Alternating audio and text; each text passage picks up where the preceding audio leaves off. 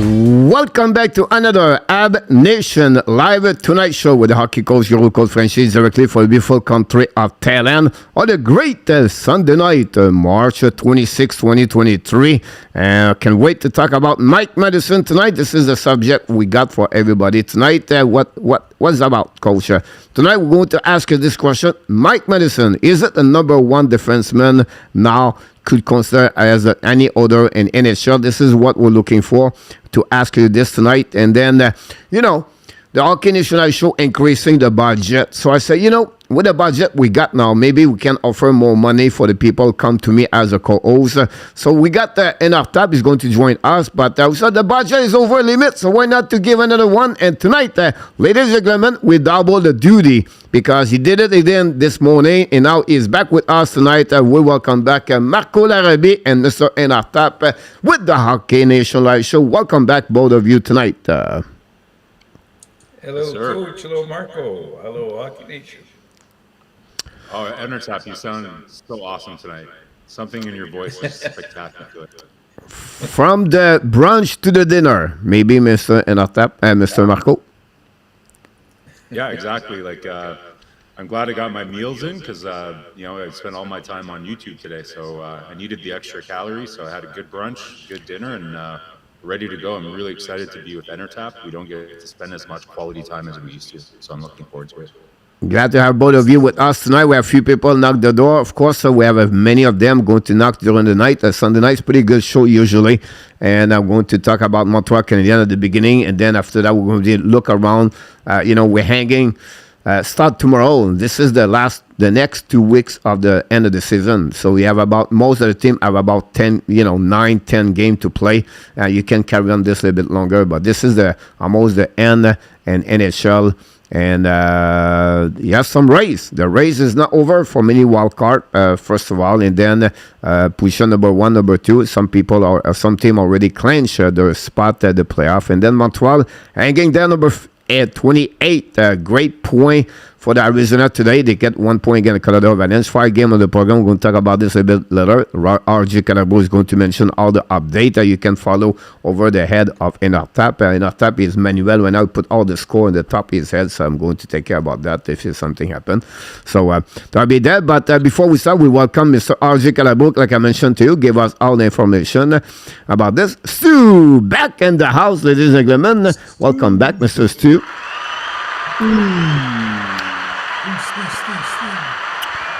That's what we got after this. Stu said, hold on, guys. Another breaking news. Wow. The Penn State guys are in overtime against Michigan, 1-1. Wow. That's a surprise. This is a bit surprised about that. So for Michigan, try to go through Adam Fantilli team. They have a lot of prospect NHL on that team. I think Nazar, if I can recall it, for Chicago is one of them. And we know Minnesota versus Boston University next week at the April 6, 7, 8 Final Four. And we know today Quinnipiac passed the ORU State. The Doorbell season is over. And now going to be interesting what happened to him. And then, but Quinnipiac is a kid from Montreal, Tenets. I think it's Yanev Denets, the goaltender over there. Is a UFA, so he's under one. Montreal may be looking for a goaltender. Possible they could look about that. We're going to talk about this a little bit later. Real deal, no deal, a deal, whatever you call him. He's back in the house, Mr. Real Deal. Notre ami André Drouin, Robert Drouin is in the house. Speed recovery. André, thanks to be with us. Oh, she's back. Ladies and gentlemen, Melissa. We did not see her son last Friday, I believe. Melissa, welcome back directly from Detroit. We missed you yesterday. Thanks to be with our Hockey Nation Show. Claude Richard, directly, the neighbor of Mr. Marko Larabi, is in the house. Just right there. He may be on the same street, who knows, Marko? But Claude Richard is from Ottawa for that one over there. Luciano GRAZIANO, welcome back, Luciano Moderator. And don't forget to put the little Q in front. That's a great way, RG, to remind everybody. It looked like everybody talking. Oh, the road runner, Mr. ENORTAP, is back. Marco, Roadrunner, Gary Cournoyer, always a great supporter of the Hockey Nation Live show. Love Gary. Gary has a lot of good. Gary's a smart hockey guy. Gary knows And Real did it, and I mentioned David Levi could be between the pipe for the Buffalo Sabres against the Montreal Canadiens tomorrow. That would be interesting. I'm going to talk about the Montreal Canadiens and the preview of the week. What's going on? Sean, there's something wrong with the volume. There is an echo. Yes, I hear it too. Fix it. I'm sure you have no echo anymore. Any echoes? No. No. You did it, Coach. I did it. You're a magician. I am. It looked like it was unchecked. So I don't know. Okay. So it should be fixed right now, Sean. If you have any, can tell us more, Sean. That'd be great. Thanks to let us know. By the way, that's great. No power at home, and my car listening to you guys, Gary. Hopefully you turn on the heater of your car. I don't know how cold it is, Gary. No power. No power. I think you have a storm somewhere. No, you guys have a storm. Yeah, it's been snowing and raining for the last couple days. I see. Melissa, a couple of days busy. I forgot to say hi, guys. No problem. Sean, welcome back, by the way, directly for the Maritimes. Our friend Tony back in the house, ladies and gentlemen. He asked you, Coach, where does Gary fit now, Tony? So maybe one of you can answer that one. Why don't you take that grenade, ENORTAP? You can jump on top of that grenade. Well, that's $1 million question because you have two things to look at here. And one, obviously, he's got the long contract that takes him through another 4 years, if I recall. 3 for sure, but 4, if I recall. 4 and with the money that he's making, I mean, at that sum, he should be on the second line. But realistically, there's no way he's anywhere near that. And unfortunately, because of his, the injuries that have finally caught up to him and his body can't take it. So, I mean, I would ideally put him on the third line, but can you justify having, somebody paid that amount of money on your third line? So that's going to be a big question to sort of mull over because I don't see it being resolved very easily. Well, I can tell you one thing. Here's what they're not going to do. They're not going to buy him out. Not next year anyways. Like, no. I believe if they bought him out, it would be $3 million for the next 8 years or something like something insane, right? So if anybody thinks that they're buying him out, it's not going to happen. So, at the end of the day, I think Gally is a guy that... Twice. Breaking news? Michigan won the game at 2-1 overtime. Final score, ooh. Michigan were in 2. And Penn State That's a close won. one. That's the second time you did that to me today, Coach. I'm in the middle of a sentence, and you bring out some great nuggets, Mr. Marco. So I said like the right time about that. I thought you were praising my hot takes, but no, that's good. That's good breaking news. So they're not going to buy him out. The good news, I guess, is he's like, if you're concerned that he's going to eat up a spot in your top 6, don't worry about it because he's probably only going to play 40 to 50 games if he can. So listen, like I think the only thing they could do is wait it out a couple years, then maybe they can buy him out then if it makes a little bit more sense. I don't think Hughes is at all open to bundling good assets with bad assets to get rid of assets. So I think we're just stuck with him. We love Gally. We love everything that he does. I've said this before. He reminds me a bit of Ryan Callahan. That played for the Rangers and played for Tampa Bay Lightning. Very, very intense player, really useful player. But then when the wheels came off, they came off quick and they came off permanently. So I think that's where we're heading with Gallagher, unfortunately. Very interesting about that. I'm going to give you another ways, and that maybe they're helping the people to understand and maybe maybe bring another thing on the subject about Gallagher. I know it's not the first subject we have to talk about, but there's one thing. Martin said we want to build a culture, and when you read about culture, like I did, everything like that, it's funny element and the culture, and it's not only one area; it's only many other things. One of them is called the attitude. The attitude of the player are really important inside the culture, and it brings some values and the culture for the team concept. And if you have not a great attitude, I will give you an example. And I know again, and I know Marco does not like the players, right? But his behavior of the players, his body language of the Mike Hoffman, it's not. It will show a lot of leadership inside of him, right? You don't have that kind of stuff like that. And I bring this because I want to talk about Gallagher. Forget the $6.5 million. Just forget the money. You have 1.5 or 6 million or 3 million. What it's not matter, right? But what Gallagher bring on the table is his attitude. Mm-hmm. He's the guy, he will elevate everybody around him. He's the guy who will be happy. He showed it again yesterday, and he does this for the Montreal Canadiens. He accepts his role. He accepts the situation. He's never going to go again everything. Because when you have a bad apple, that's go around.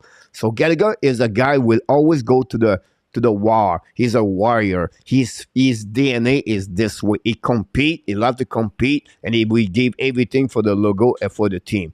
You need those people like this inside the team, and he's one of them. I'll give you an example. Jake Allen. That's another one right there. I'll give you an example. Joel Edmondson is another one over there. I'll give you another example. Josh Anderson is another one for the Montreal Canadiens. Those element people. Chris Whiteman. Why will Whiteman stay around? Because Whiteman accepts his role, and Whiteman helping the people around him. David Savard, he's another one right there. You know those kind of players bring some kind of attitude, accept the role, is always there for the team and helping Martin Saint-Louis to build that culture inside that team, to teaching the young rookies to understand everything, how the Montreal want to develop. And for me, that's what Gallagher bring. If you put Gallagher third line, fourth line, you know what? He will never complaining. That's how he is, Gallagher. He will give everything he has inside of him. Not said he's going to be a 30 goal. So I'm talking about his play. I'm talking about his attitude. What is a good important right now for Montreal. We are stuck with him. This is what it is, right? But we look Louis Eriksson. Look UEL. Look the bad contract in NHL. But look what they act. How they did with their team. They shut down everything. They become only themselves. On the flip side, Gallagher is going to go all the way about this. Yes, he's going to be injured again. Yes, his body fall apart. Yes, he's going to be a 30 game. But he's not going to be a trouble or the fact the contract. No. Inside the team around is going to be there every day. He's going to be helping the Montreal Canadiens to honor the way he's willing to do it. So for me, it is what it is for him. But he will give you everything. He will be there for the teammate. He's a happy guy. Look, an example, when they gave the captain Suzuki. Nobody complained about. He never been upset about this. He's always go all the way. He's talk positive, and he's always been this way over there. So for me, yes, 6.5, but this is the past. This is what they gave to him because he make many years goal, 30 goals per year. He was under value of what he can get at that moment. Now he get that one, and now the Montreal are stuck with this situation there. Not everybody thought at 31 years old is going to get that kind of body, but it is what it is. He's a prone injury now, and he paid the price for what he gave for the many years for the Montreal Canadiens. So for me, I just want to give you another option about his attitude. I realize that. I realize that, Coach, but in order for him to bring the intangibles that you're talking about, you have to be around the team. And as we know, when you're injured for long periods of time, you are not around the team. Well, right? It's not the same anymore. They all around. Only Sarkowski was not around the team during the last 2 months. Everybody, Gallagher was. They said it was. He had no room, and the breast box. They have only 11 seats. And he said, players have to go in the locker room to watching the game. They have no room over there. They still hanging there. They play as solid players. Like we said to you, David Savard, Jordan Mason said, it's so nice to have those guys around the team the morning. They pop up over there. They're still part of the team. They go to the gym together. They're hanging there over there. I think for me, Gallagher can bring that kind of solidarity he make a bridge between the rookies and the veterans. That's what Gallagher can do for the Montreal Canadiens. But I understand when you're not in the bench, you're not skating, that's another dimension for what you try to tell us. Yeah, I think we all agree with that part of it, Coach. It's more, the question I think was more centered around where would you play him when he does play? Third line? Yeah, that's the problem though too, right? That's the problem is that it's very hard to plan your roster over a period of time on somebody that is going to be injured potentially 40, 50 games out of the year, right? So in and out, yeah. Coach, like, listen, fine, like he can be around in the locker room, bringing the guy fresh towels or whatever, but you don't have the same credibility to the players, to your teammates when you're not on the ice, right? It's similar to when a veteran, you can't be the one that stands up in the dressing room if you're not playing well. Well, same goes for if you're not playing at all. Like, yeah, you can still hang around. You'll be around. You can give encouraging tips and things like that. But it's not the same as if you're in the lineup, in the trenches with the guys day after day. Listen, it is what it is. I totally agree with, and trust me, like I love Gallagher. Like I named my first dog Gallagher. So like I love the man. He's great. One of my favorite players, growing up and everything. So, but it is what it is. Bergevin left us with this patate chaude. It is what it is. We're going to have to deal with it. And, they'll manage it. They'll work around him, but as we've seen this year, there's tons of injuries in the NHL, hopefully not to the extent that we saw this year. But, he'll slide in and out of the lineup. Maybe if we make the playoffs, he'll play a key role. Although, to be honest, he's never really played super well in the playoffs. I know that's kind of taboo. He's, he hasn't really produced very well in the playoffs, but, he's a good heart and soul guy. And hopefully he's definitely experienced those long runs with the Habs to the semifinals and to the final. So it is what it is.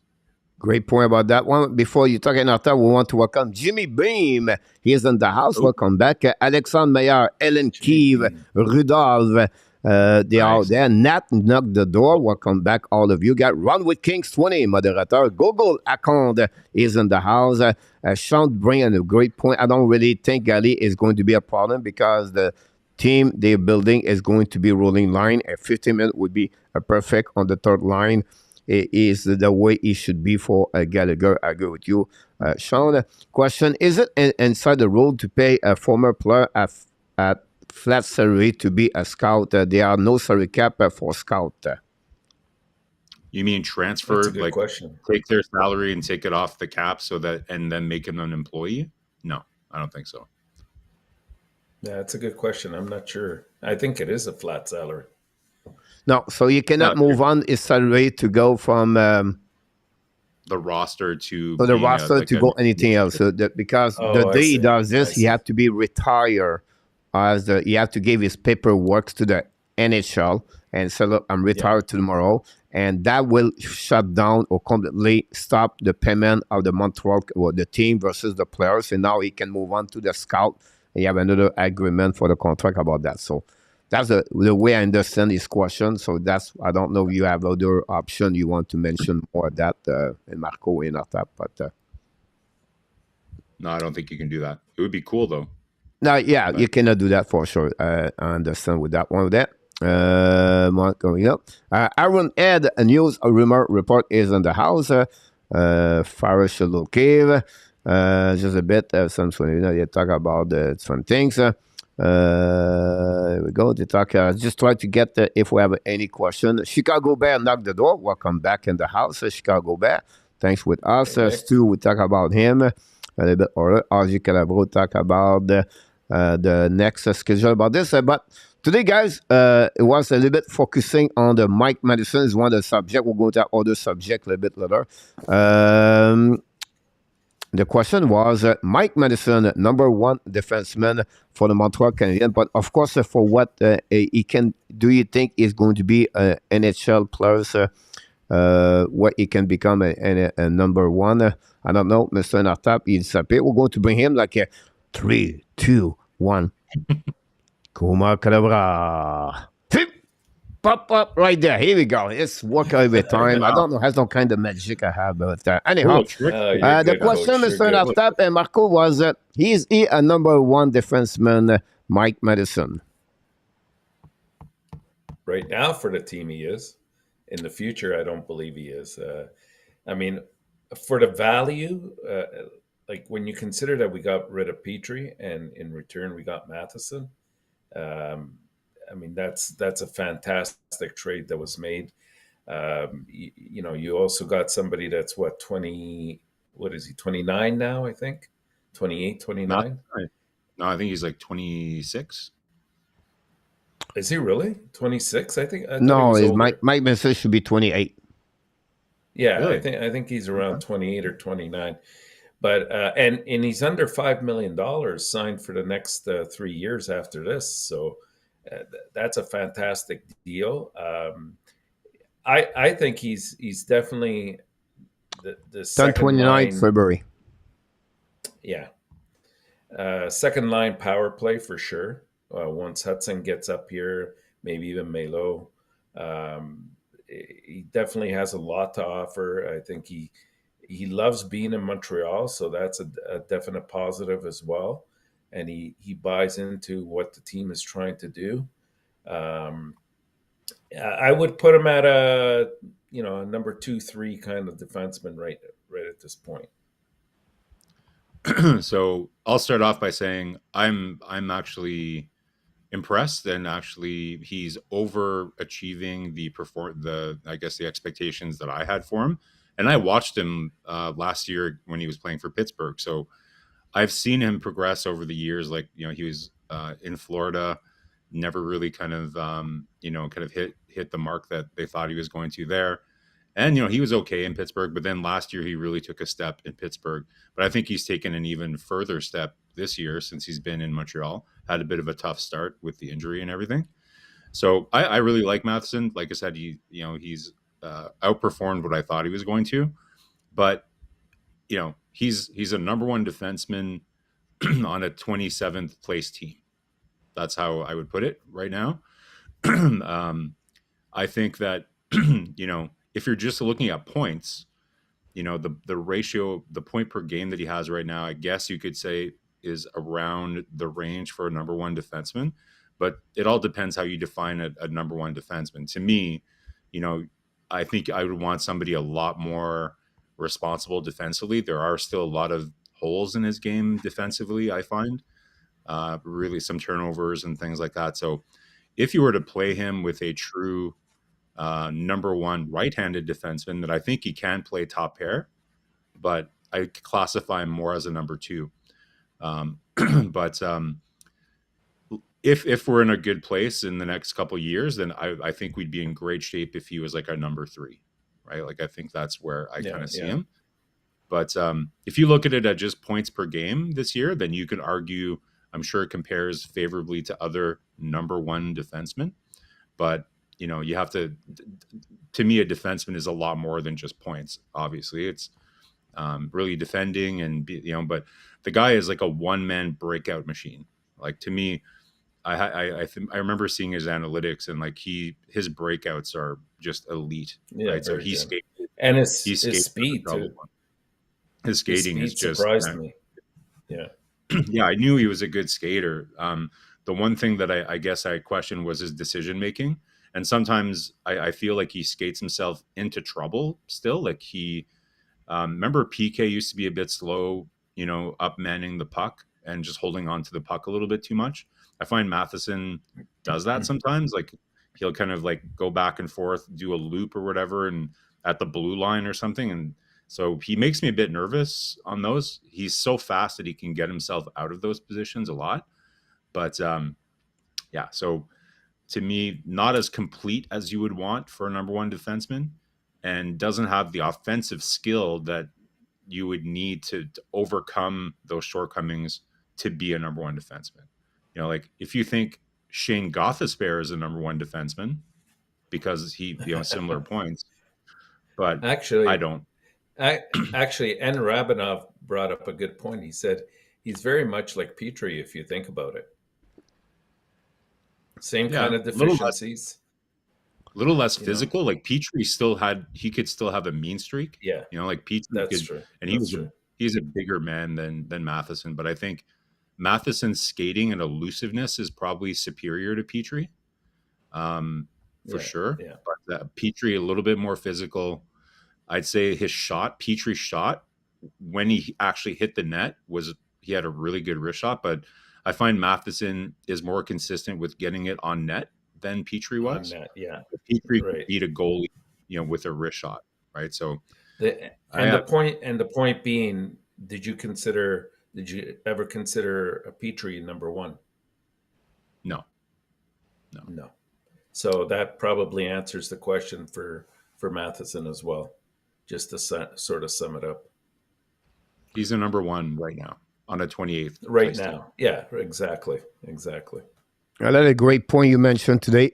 You mentioned about Mike Matheson. I think to resume what Marco said, I think for me, I think the word mobile is better compared to Petrie. He's more mobile on the ice. He can run the puck better. He's more faster. He see the play better. On the flip side, Petrie, when he don't go nowhere, a one-timer shot or a slap shot for the point, he will move. He's better to Matheson. On the flip side, Matheson is so good on the backwards and moving the puck at the blue line to move on the blue line from east to west. That's what Matheson is, a little bit more unit number one compared to Petrie about that. So that's what Rabinov tried to bring to us. That's exactly for me. I see that.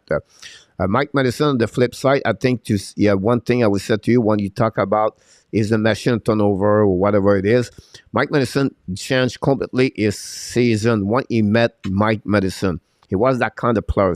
The last 4 years, Mike Matheson never had any negative minus in his career anymore. He's always plus 12, plus 7, plus 9. The flip side is not create those kind of turnover in the past like he was. He's become a smarter player. So he find a way now. We want the players at the defenseman find the seam. So the seam in hockey is the term where you have to sign the hole. You have to go, okay, can I read the play, anticipate the play? I can cut left or I can cut right to go around. Same thing you said. One thing you said, Marco, ENORTAP said, but he's so good, he can come back to back up his mistake. He can back checking, and then save the situation. But he don't create those kind of situations like he was before. He learned with maturity. He's at his prime of his career right now. I always said to you how you learn this, or how you can become more maturity. But now you keep the puck a little bit longer. You keep the puck. You skate maybe a little bit behind the net. You go to other side. If you have an option close, he will turn around. He come back. This kind of confidence. This is kind of exactly poised. About that. Yeah. I would say to you in the future, that's the kind of player Justin Barron can become, and NHL. That's the kind of player like Justin Barron have those kind of elements inside of him. It will come with maturity. It will come exactly when he's going to have that kind of confidence. And I said he is right now, but he have all the skill and talent to become that kind of player, Justin Barron. We'll see with the future that will turn around. But Mike Matheson, that's what he is right now at 28. Is at this prime. And when you get those kind of confidence, that's what right now is a number one. He has right now on the pace to get about 16 goals and about 60 points. Yeah. That's what they are. I could be wrong here. I think Lindholm is maybe more complete, but you remind me, I lost Hampus Lindholm for the Boston Bruins. I think Lindholm, it cannot be a number one on the full season, like consistency night after night, but that's what Matheson is. I don't think he's a number one, but he is a solid number two, in my opinion. He can bring you, and he can play on PK, on the power play. He can play on this. His prime right is right now. I think he can give that kind of hockey for the next 2 years, and he's below $5 million. This is a savior for the Montreal Canadiens to have a player like him. The TOI he has, like 28. He passed 30 minutes this week. That's why the reason we mentioned he's a defenseman at number one. But if you look about what Montreal has right now, who is closer at Mike Matheson? I don't see any one of them.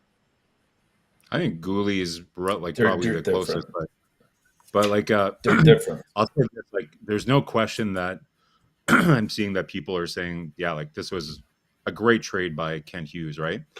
And I think it's a trade that we win hands down. But it would have been nice if we could have won a trade for an asset that we didn't have a surplus of already.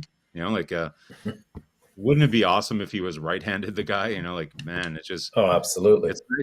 it's nice that we hit a home run on this trade, but it's like in the one area where we already had like so much depth. So much depth. So listen, like it's a great asset, but as we've talked about many times, like they're going to have to do something. We all know Edmondson is going to go hopefully this summer, if not during the deadline next year. I don't see how they navigate the season Bring with him him back. there, with all those bodies, right? But even with Edmondson gone, you know, you've got Matheson, Gooley, Jackeye, Harris. Like that's like that. You're pretty stacked there. You haven't mentioned Struble. You haven't mentioned Trudeau. You haven't mentioned Angstrom. You haven't mentioned what's his name? Meileux's the only one that's right-handed coming up. Mailloux. Yeah, That's it. there's Mailloux and there's Barron. That's all we've got really. And Savard, like he's going to be a solid. He can still play under Kovacevic second. between that. Kovacevic, yeah. Yeah, and But- and Harris has played on both sides, but they've forced him to play on the right side. But even Harris, I kind of question, how long he might be around. To be honest with you, I've said it before. Like if you're gonna keep Matheson, I think you need to move Harris. Like me, like I think Matheson is a superior Harris, especially at this point in his career. Maybe when Harris is 28, he'll hit the same level that Matheson will. I don't think he will, but so to me, those are similar kind of players. So I don't think we have the luxury to have two kinds of guys like that. For me, all the players you have right now in the roster for Montreal Canadiens as a defenseman, right? The two players going to be out at some point. I'm not talking about Whiteman and Munson, but I'm talking about the youngest one. I think at some point, Kovacevic and Harris going to be out for them and the Montreal Canadiens. They're not going to get there. Yeah. I think for me, Angstrom is maybe the best defenseman for all the rookie they have prospect right now outside of Lane Hudson. All right, but Angstrom is maybe the best defenseman for the Montreal Canadiens right now, and on the left defenseman as a prospect right now. Okay, I thought you were doing a hot take that you were saying Angstrom is a better prospect than Mailloux. No, on the flip side. No, Mailloux is on the right side, right? This is my only problem for Montreal Canadiens long term. You're going to get, because Lane Hudson are going to, one Lane Hudson is going to be a little bit more mature. I'm talking about in 3 years, 4 years, right? Not that when he's come back in next year, return that it would take him 1 or 2 years. He's going to push out Matheson. Oh yeah, right. So you have a goalie, Hudson, Angstrom example. It can be add one more Jackeye, whatever you want to, right? On that side. The problem is going to be now on that side. Mailloux is going to push out Savard at some point, right? And then you're going to have goalie. That's right there. I'm not sure. I don't think Mailloux will be a top pairing first for years. I think it will be more a second pairing defenseman like Hudson at some point. And then after that, you can get another, like Justin Barron, that one over there. You can move by Mailloux Barron. But I think at some point, Montreal will have to select players if they don't draft one that level. I think that will be one of that, or they can survive with a balance, right? Maybe Caden Coley become your number one center right there. And then you get Mailloux over there, or they can pick another one like Rinbacher or Sidon. Like a Rinbacher could be another one over there. But that will be the lineup in the future for the one they're going to be a little bit more at that next level in the next 3 years. So you're going to have Coley, Mailloux example. You're going to have Madison, Hudson / Hudson. And then you're going to have example Barron over there. And then you're going to get a Jackeye with Angstrom. And then you can get another defenseman like Rinbacher or someone they can get. And you can move someone from the left D to go to the right D at some point too. So the structure of Montreal that will be there. So you're going to not out Whiteman and Madison in 3 years. And then you're going to get out Savard after that. That will be, for me, the next generation player for the Montreal Canadiens as a defenseman. We'll see. We'll see that Hugo We'll see. has identified that that's the position that we have a surplus by trading Romanov last year, and that kind of shocked everyone. Just saying, there's going to be another Don't draft. be It's going to be a long surprised. Don't summer. be surprised. Wouldn't be surprised if if Yeah. there's one position Fasten. of strength that we have again, it's left defenseman. So So not the saying that purpose to trade buy your Greedy jersey yet, is what I'm saying. the Fasten purpose your to trade seatbelt. Romanov, it was to open a spot. Yeah. Okay, Yeah. so you have to think about this on the left defenseman. Which one at the equal Well, what's the open equal to spot? Romanov can be out? It's not the only one I see right now is Jekai. Nah, they're not trading Jacky. Their marketing department will kill So them. that's There's no only way they're one gonna- I see right now. It's not going to be a Madison. It's not going to be Coley. It's not going to be the level of what he can get in return. That's my point behind that. I know they We'll don't see. try. I don't say they have to trade Jekai, but the value of the player like Romanov right now, it's maybe only Jekai for the Montreal Canadiens as the defenseman. Yeah, and anybody else. But they won't move it. You don't think I agree with Gouli Marco. has more value than Jacky? No, because I don't think they will trade Caden Coley because he's a top pairing. Yeah, they won't touch him. Right, so they're not going to get. I'm just talking about the player they can trade, and they be like, all right, if we trade that player, we can have someone pick it up his spot over there. The reason they get Romanov, they was sure a guarantee Coley won't take the spot of Romanov. Or Jacky was going to take his spot. Now They the kinda- Jacky because they- situation is will be interesting. What he's going to do? Is it a third pairing defenseman? Yeah. Right, But to me, Yeah, I think probably. we were viewing Romanoff as they viewed Romanoff. Okay, so we have a physical left D that could potentially be a second pairing defenseman. So we know we have Gouli. We project him to be potentially a top pairing defenseman that can also play with a little bit of sandpaper, but not nearly as much as Romanoff. But then they saw Jacky play in the Memorial Cup last year in the OHL finals, and they were like, "Whoa, wait a minute! I think we've got something here." And they felt that they could easily move Romanoff for a position that they really needed for a center, right? So, listen, I'm not saying they are going to trade Gouli, but it wouldn't shock me. It wouldn't shock me if they decided to take their best asset in the area that they have the most depth. If they were able to get a resource or an asset that filled another need that they're but which sorely player you lacking. consider top two for Montreal can get Coley? So who could play in the top pair? Yeah. Instead of Gouli? Well, You mean like, so as it a depends right-handed what your mix. defenseman? It depends who your mix is, right? So if you're projecting that Hudson is going to be a number one defenseman, then you could have Hudson and then a right-handed defenseman like maybe MEILLEUR or maybe Breitenbacher, somebody that you're going to draft like a number one draft pick that's going to play there in the future. Then you have your pick, right? Like you can either have Jacky or Harris or Engstrom, one of those guys that are playing as like on the number two left-hand D with Barron. And then, your third pairing left-hand D, well, whatever, you sign a free agent or it's Trudeau or somebody like that. So let's say Gouli's not there, then okay, so you've got Hudson. But I don't think so. Like I think they will make a mistake. I think Caden Coley is a better overall player compared to Lane Hudson. I agree. Like you think about this because if you play Lane Hudson, your top pairing, put Lane Hudson versus Matthews, McDavid, just Matthews example. It would not be like that's the problem that Vancouver has with Coin Hughes.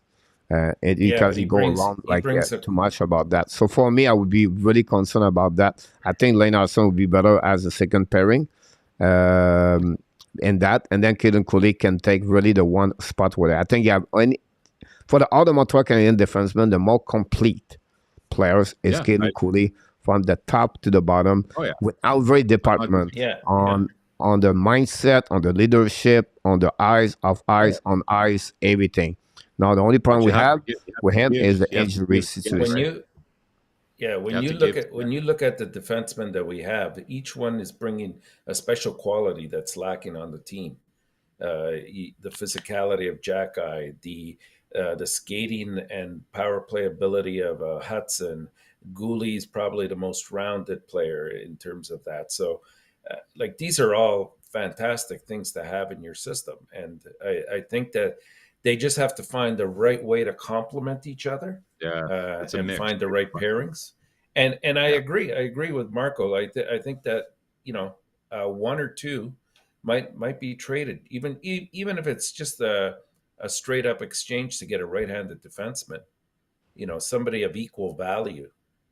Just to sort of balance it out a bit, but because in the system, like I said, once you're gotten through MEILLEUR, I don't think there's anybody else. There's maybe, is Trudeau left or right? I can't remember. He's left. He's left. He's left as well. So if ever you wonder, just a large. if ever you're wondering if it's a left or right-handed, if he's in Montreal system, he's left-handed. That's just the default. That's all we have is left-handed defensemen. I think I wouldn't be surprised. That's Frederic Allard. Our two. Oh yeah, okay. Well, we didn't draft him, right? But I think next year at center in Laval, we're going to have a left-handed defenseman playing center in Laval too. Yeah, if I'm not mistaken. Yeah. Great point about that. We have a few people knock the door. Welcome in the house. Like I mentioned to you, we have Sharks back in the house. Thank you so much to be with us. WST brings some kind of continence inside the chat. Gary continues. Alexandre bring more. Create some kind of LH is in the house. Thanks so much for the comments about Matheson. People talk about Jacky should not be considered to be traded.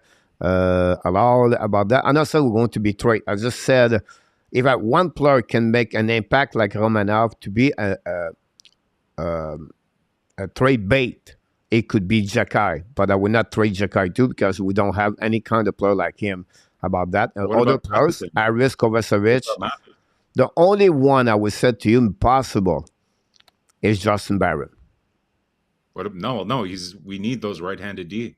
Coach, we had this debate. The value of Justin Barron is pretty good. But we're not trading back. Yeah, it's pretty good. What about Matheson? Why would you not trade Matheson? We just been okay. So our whole show is Matheson a number one defenseman? So I'm not sure we were going to go this way on the show. No, but what we talked after that, it was like in the future, Matheson be out of the lineup about that one there. We tried to bring someone inside like could be that happening with Romanov. That was the conversation we consisted with Mike Matheson. At the end, I think we have a Randy N knock the door. By the way, thanks so much. If you have any question, guys, put the little Q. And don't forget to click on the like. That'd be great. We have about 50 people in the chat, so it'd be great if you can click on the like. That'd be awesome. But yeah, at the end of the day, many of us, we said like he is a bubble player. So he fit very well. I think Montreal never have a kind of player like him, like Mike Matheson play right now for the Montreal Canadiens.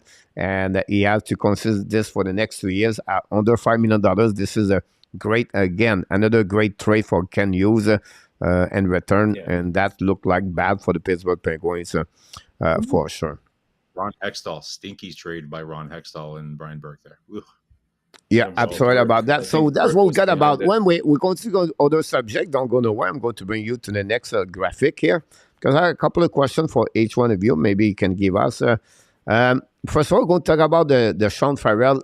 He got this morning when we was live, me and Marco for the Ab Brunch You Sunday Rendezvous. Yeah. I invite you guys to watch again. We was a live streaming this morning. We talk about Sean Farrell. He got his entry-level contract for 3 years for the Montreal Canadiens. He's right now in Buffalo, right with the Montreal Canadiens. I don't know if he's going to play or not Monday and Tuesday against Flowers, but. What is you think about that signature? Maybe give us some statement about him. If you know him, what do you think about overall about Sean Farrell? I had originally read while you guys were on the air this morning that he was signed and was going to be following Montreal on their next road trip and be with the team on Monday. But since then, I read that the reason they got him is to reinforce Laval a little bit. So I found that a little bit odd and sort of in contradiction to what I'd seen before. And I'm trying to remember who the source was, but it was a very credible source. I think he's joining the team on the road trip. That's what I've read anyways. I haven't heard anything about him. That was my impression. And then, like I said, maybe about a couple of hours ago, I read that. So We'll see. Maybe he found out that they were playing in Buffalo and he refused to go to Buffalo and said, no, I would rather go to Laval. It wouldn't be the first player to what a crappy way to start your fancy luxurious NHL career is okay. Your first game is in Buffalo. Welcome to the NHL. Yeah, sure. Exactly. Um, No, I'm pretty. It's overall, it's a great signing. Of course, I I thought maybe he might take the extra year at the NCAA. He had one more year left there, but he stated a while back that he was ready to take on the next stage in his development, and I wasn't surprised that it happened as quickly as it did, with him wanting to join the team as soon as possible, as soon as they were out of contention themselves. Yeah, I saw this great interview with I guess they did it just this afternoon with Jordan Harris, who I guess played against him and knows him pretty well. So Jordan Harris had some really nice things to say about Farrell, saying that similar to what we were talking about, Coach, that he's a very smart hockey player, primarily kind of a playmaker, but that his shot is underrated. But primarily, we should expect that he's going to be a playmaking winger, which is like we are talking about this morning, Coach. It's a bit rare, Yeah. in to have like a playmaking winger. I think it's kind of it's a cool thing to have, because if you have a center like that turns out to be more of a shooter, like let's say we got really lucky and we got to draft Fantilli. He's more of a shooter as a center. So I could see him maybe being a great asset to work with Farrell, right? Because he's more of a playmaker. So it's an funny you said that, Marco, because I feel always the same way like you. But since he play and team USHL like 4 years ago, he has an average of 0.4 and maybe a little bit over of goal per game. If you think about this is about 35 goals in NHL. Oh yeah, for sure. Like he's well balanced. He's well balanced. Yeah. You can score goals, but I think I still view him more of as he reminds me of like Max Pacioretty, but if he was a forward, if he was a center. I'm not 100% sure if Fantilli is going to be a center, but that's a whole other thing. Sean Farrell, I think he's going to be the other interesting thing that Harris said was how he kind of compared it to when he entered the league last year, saying, I came into the NHL and I was thinking, you know what, I played against big guys, like mature guys in college, but it's not the same. Yes, there are big, strong men in college, but guys in the NHL not only are big and strong, but they know how to use their body to win puck battles and things like that. That's right. But overall, he had really, really good things to say about him. Let's see what he does. Again, we talked about this morning about how we're a little concerned about some of the pipeline up front for the Habs, a little small, right? And when I say small, I don't mean short. I mean small, like their bones could break, not very muscular. So Sean Farrell is a small player. He's a small player. So let's see how he can. You're going to have to think the game at a very, very high level. Luckily, that seems to be one of his biggest strong points, is how he thinks the game. He's going to need to have. He's going to need to learn the game quickly at the NHL level, because it comes at you really fast. So yeah, I just want to give you an update before that. I want to answer to Claude, and then we can go after that. Claude, he's going to complete his school during the summer, and he's going to complete his 4 years and 3 years. So when you go to Harvard, your GPA, you have to be high, you have to be smart hockey player, so you have to be a smart human being, and that's what he did. So what he did during the summer is during the year, he increasing his level of the course. He add more for be sure he can get out after 2 years. Any player play for Harvard, they have to complete their school before they leave or after they leave. You talk about Jimmy VC, you can talk about other players, they did that, and there's all be recommend about this. I think, is it Adam Fox been there? You have someone like a young rookie did it too. Anyhow, so it was going to be sure he does this, so he's going to be complete his school. So sorry about that, Mr. Natap. I just want to mention that one. No, I was just going to add, I believe they signed him for $875, if I'm not mistaken. That's the figure that I heard not too long ago. So it's a good entry level. Yeah. Standard entry level, 3 year. The only players I think that get 925 is if you're drafted in the first round, right? In the first round, yeah. Yeah. Well, the reason you got 3 years, guys, or why not 2 years like Strobel, is because you have a rules. I think it's September 15 or August 15. You have to be before that 21 years old. So if you get 22 years old from 2000 to 2022 before August 15 or September 15, you can only eligible for 2 years because his birthday is after that. I think it's November. Now he access at 3 years for the Montreal Canadiens. So will give you a little bit of rules information about the ELC, how this works about that. A couple of information in the chat. We want to welcome back Mr. Nicolas de Gobi-Bono. Welcome back in the Hockey Nation show. We have a couple of questions to complete with Claude Richard. I want to mention he is a 5'9" from Elite Prospect 174. He's a barely 5'9". So it's not like a 5'9", 5'10". No. It's a 5'8", 5'9" for Sean Farrell about this. So that's what the size is before his first year NCAA. Could use become, by the way, Luke asked, let's move in. Rabinov, Farrell, smaller to Garfield? No. Garfield is only 5'7". Rabinov. Not say he's a giant beside him, but he will be a giant behind Garfield at the end of the day. So it's like me and Marco. Marco is a giant, you know what I mean? Like, so anyhow. Hudson, be another got this be here. From Luke. Who? Lane Hudson Hudson. can be Gostis there. No. I hope not. No, he's more responsible defensively than Gostisbehere is. I'm telling you. And he's a better skater as well, from what I've seen. I don't know. We had this debate with Coach. Like, Coach and I were debating if we're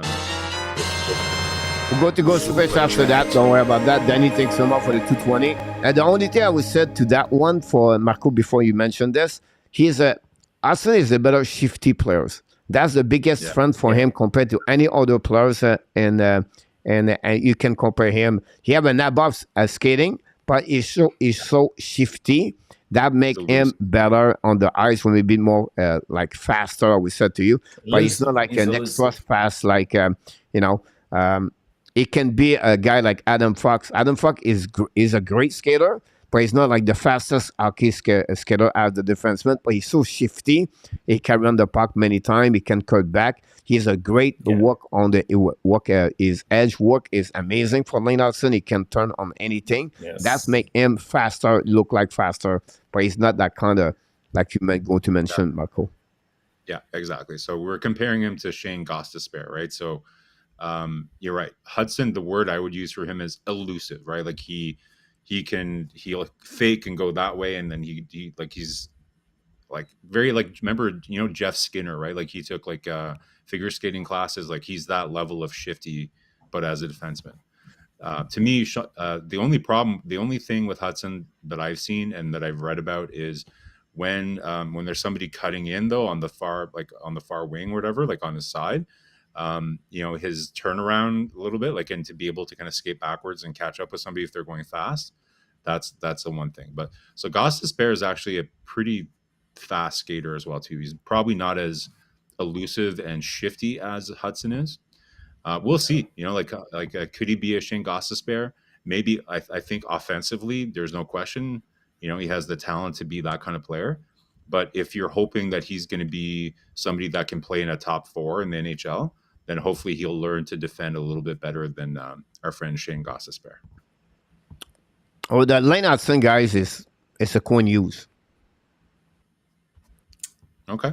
That's the same thing. That's a guy who's going to score about 10 goals per year, but he's going to give you 50, 60 points because he distribute the puck all the time, and he see players anywhere. Like the kid is under, like, guys, how many players play in the NCAA, defenseman, freshman, and what he accomplished this year? It's not like just lucky or he's just, no. He's an exception. Exactly. Look his game. Look his shift. Every game, a guy can run the puck, everything like that. Yes, he's small. Yes, we take time. I don't say 19 years old is going to be Adam Fox, but he can become that Cornelius, but he can become that kind of player with time at 22, 23. You have an exception in your hands. And if he was not his size, You do. it would be a first round pick. I don't Yeah, disagree. no, But, absolutely. And yeah. I think part of that growth, I mean, you guys are probably underselling his defensive skills. I think he's shown quite a bit of an improvement this year. And Yeah. all you have to do, like if you actually go, Coach, right, or anybody else in the chat, if you go to the hockey DQ and look up Hudson, and you'll see he has his picture that he has there now. If you click on the picture, you see last year's photo of him versus the one this year. And in 1 year, you'll see just physically the difference, just in his upper body and the face alone. Um, but that's an issue altogether differently. It's just to show that he's still very young and he can probably even grow a little bit more. And if he does, he's going to be a force to be reckoned with. I think defensively, he's better than Quinn. Will it translate to the NHL? That's a different argument. Unfortunately, we'll have to wait and see. But I agree with you, Coach. I think it wasn't a fluke what he did this year. No. It's just a reflection of his growth and his dedication right now. And I'm really, really excited and bullish about Well where said. this guy can go. Well said about that. I would add one more thing. I follow him saying he played with US Team USA, right? Every year, Yeah. the first thing they said to him, he's going to be too small. He's not going to be performed Yeah, that year. of course. What he does, he did it. He go now to the USA, then he go to the NCAA, and he does the same thing. He's too small. He's maybe have some problem there. What he did, he carry on the puck. He consistent performing. Those kind of talent are going to go the next level. They're going to perform the same way. That's who they are. That when you have a special talent, you want to more and more and more. And that's what another guy like Martin St. Louis and other players face to adversity. He's too small. He want to prove everybody else, wrong. And that's what is Lane Hudson. That's what you're going to get. So I understand some of you are a little bit concerned. We have to see him the pro, and this is normal reaction. Like Luke is one of them. That's okay. But I'm telling you right now, they have great hockey player. They have an amazing hockey player. You have elite players, and he is one of them. And now he's not going to be the super elite, like the next level, like Kel McCarr, Adam Fox, but consider him to be very close to them at fun level in NHL. That's where he is. He's been that way over there, and they are all amazing. You have a good World Junior Championship. The reason with the World Junior Championship, guys, he go with experience. You always try to use a 20 years old, 20 and 19 years old. He was there. Watch him next year and the World Junior Championship. Remember what I just said? Yes, he's going to get now another level about that. Every year when you go back the second time, the third time, you become better. Absolutely. So for me, I don't have no problem with Lane Hudson. I think he's going to be an asset for the Montreal Canadiens in the long term. Is the key behind that? Someone said in the chat, maybe next year, is it a time to trade Mike Matheson when Lane Hudson show up for the season 24-25? Yeah, it's what Marco was talking about earlier, right? Like, don't be surprised if Hughes does something like that, because it's an area of strength that we have, and the only way you get stronger or fill in some of your other gaps on the team is either through trade. I mean, you can't constantly go to the well with the draft, because then you're not bringing them up at the same time. That cohesion is not there, and eventually, 2 or 3 that you have on the team will drop off anyway. So you have to accelerate it a little bit, and this is one way of doing it. To me, I always use in my head, I don't know why, but I always use the Avalanche or the Nordiques as one of the best teams to ever use a pool of prospects and then take strength in the surplus they had to get players that they needed. So if you remember that team, a lot of people are maybe too young to remember this, right? But they had like Matt Sundin and Joe Sakic. Okay, so what did they traded? I think they traded Sundin for Claude Lemieux. I think originally it was like Wendell Clark, but then they traded him for Claude. It ended up turning that into Claude Lemieux, and they got Sandis Ozolinsh, right? Like, to me, right. Those are the teams, and Patrick Roy, obviously, right? That was the big missing piece. But to me, that's how you build a team like that, right? Like, so you get all these amazing assets. So remember, in the summer, guys, we were talking about it. Hughes, so far, the easy part is deconstructing the team and selling assets. Toffoli, Sherrod, those are easy assets to get rid of. The hardest part is to take all your assets and put the puzzle together, right? So, Right. again, right now, that like if you look at it as a balance, like a scale, there's way too many left-handed defensemen. So they need to balance that out, add some depth in some other positions that we're missing. And to me, that's going to show whether Hugo is successful in the end at building a championship here, is if they can put the puzzle together with all the assets that they're going to be able to get. Great point about that one with that. We're going to move on to the next graphic. I have another question to ask you guys, but before that, the request of Super Chat for Danny was great. I just want to finish the subject before we go around, and he wants to see Danny, Marco to do some kind of move. So let's do it, and let's see. Thank you, Mr. Danny, for the Super Chat. Here we go.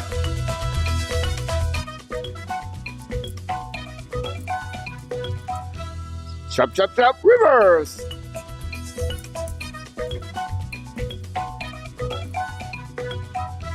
Super chat, Danny did it again. Thanks so much, Danny, for the super chat. And Marco did it again.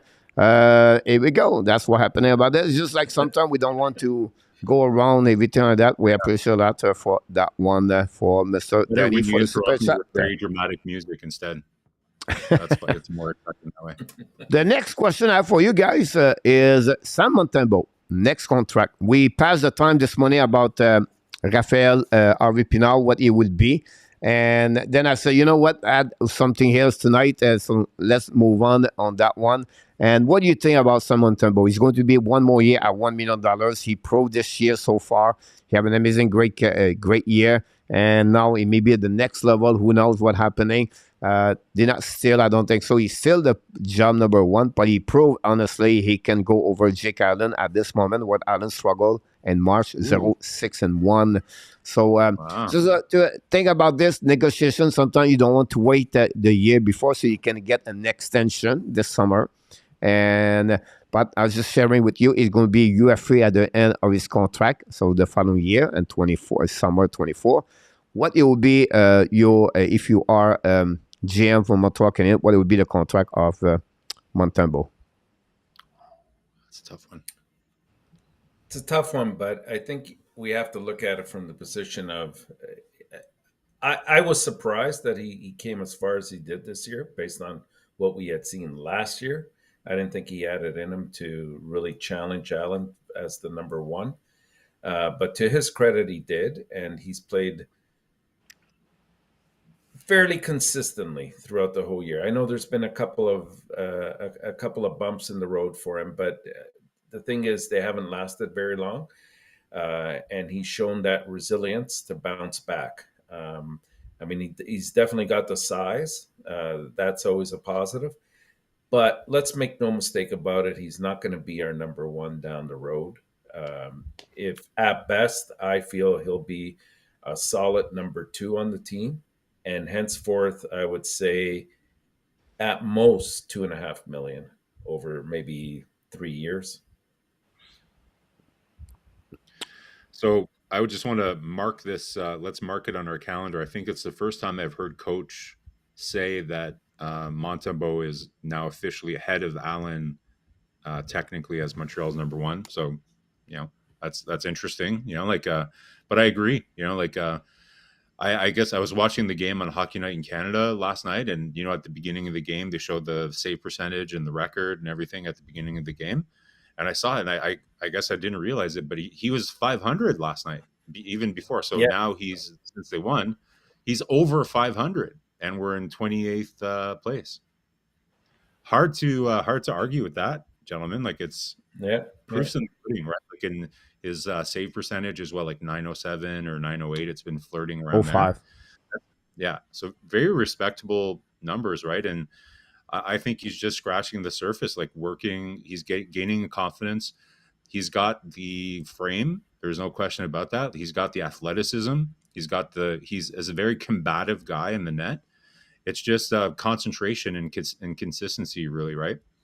All that being said, so I agree that he's probably not going to be the number one guy by the time that we're ready to make serious runs into the playoffs and everything. I'm definitely, I'm not sure where you guys were on that. I wasn't really in favor, I don't think, of signing Allen to 2 more years when they did that at the beginning of the year. It seemed like a really panicky move, you know, like it's like they were afraid that they were going to lose him and that his cost was going to go up.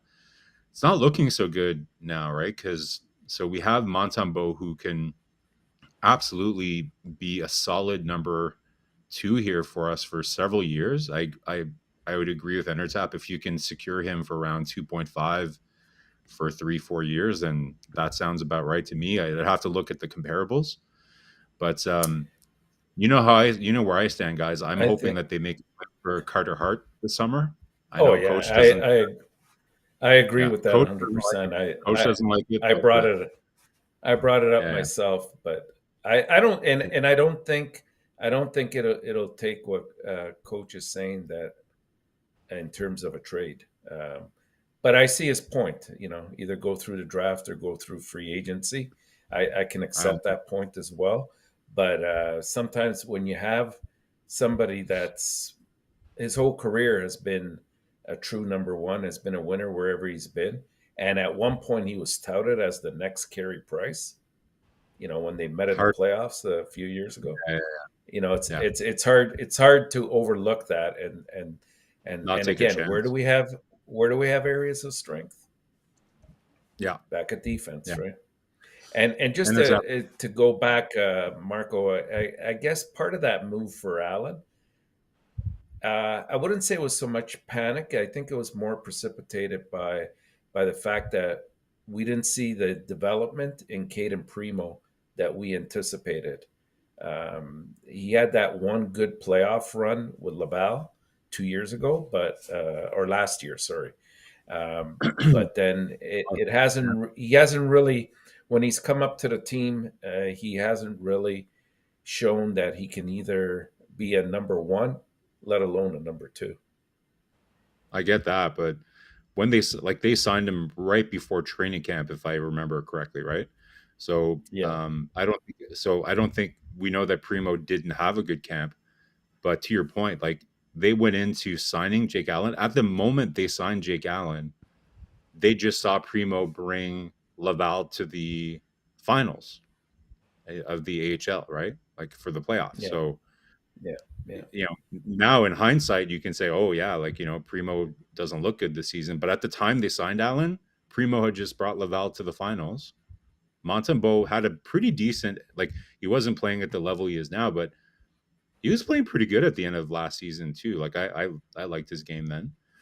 I just didn't see the rush in signing Allen. Here we go. I will tell you exactly what I said at the beginning of the show. What I said about Gallagher, attitude.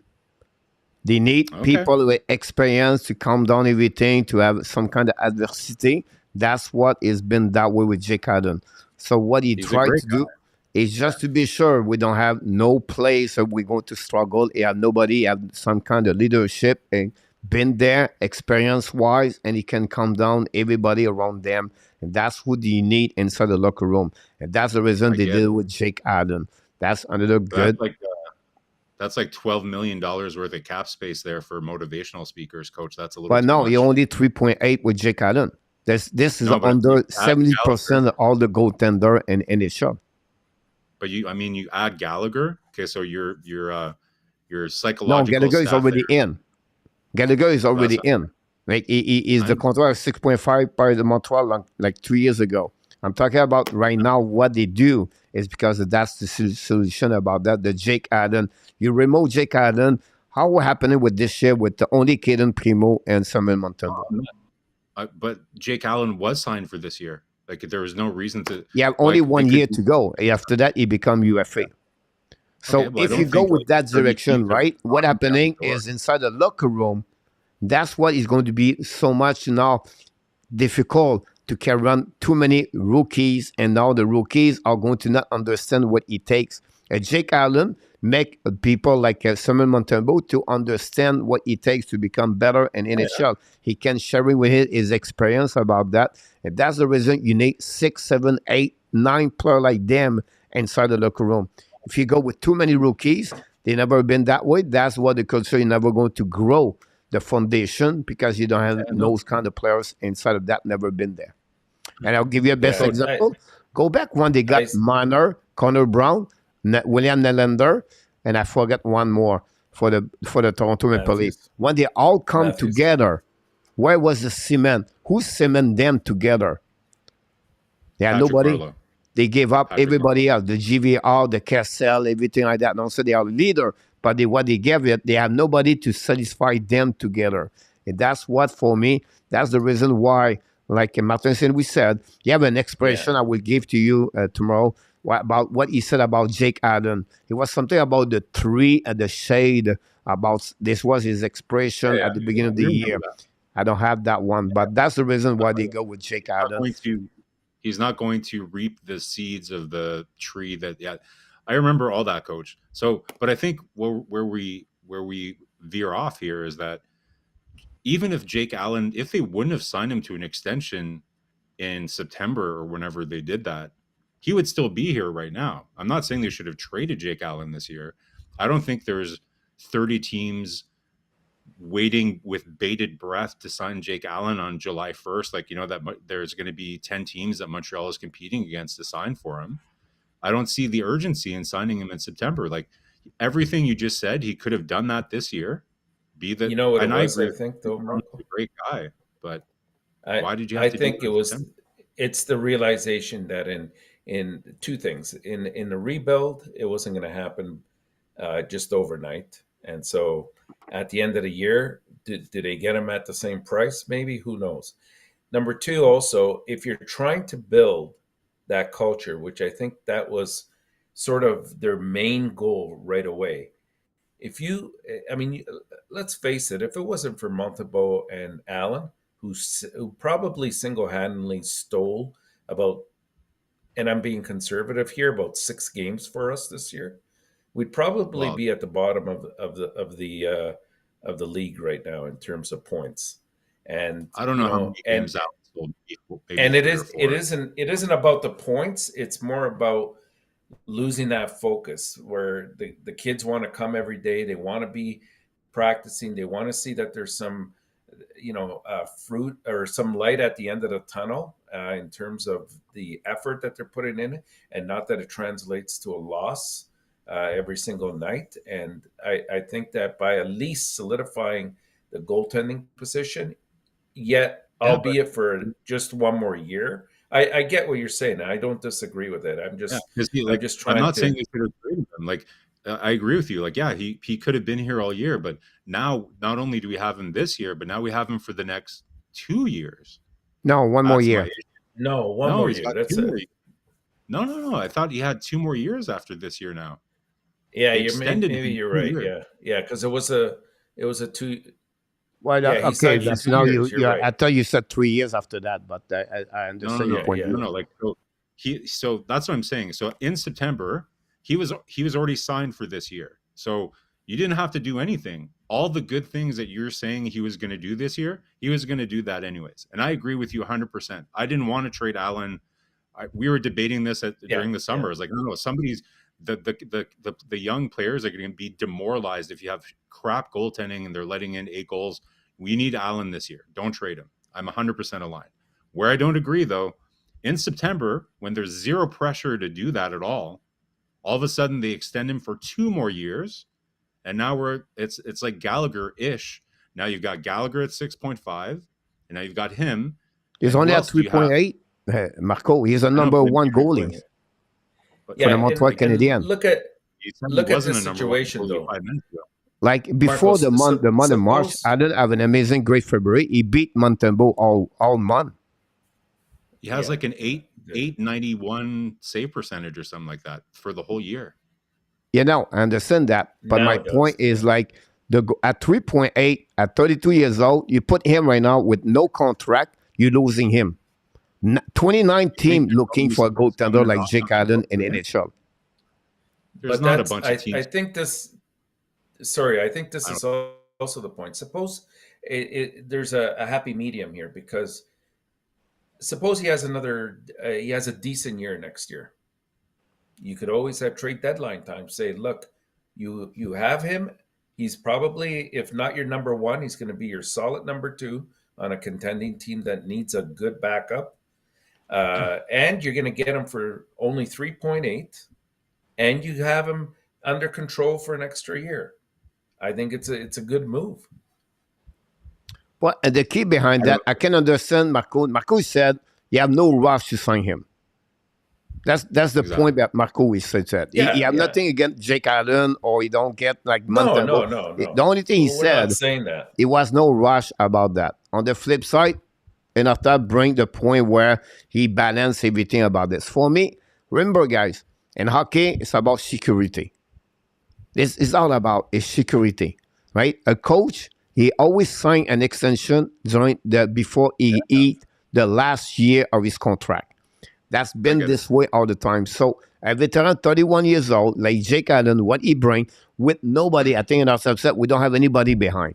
We don't have goalies behind. And one problem, Montreal don't have enough signature professional to be with the part. I think Marco bring this last week in the show in the morning, like 2 weeks ago. We need to sign another goalie inside of this organization.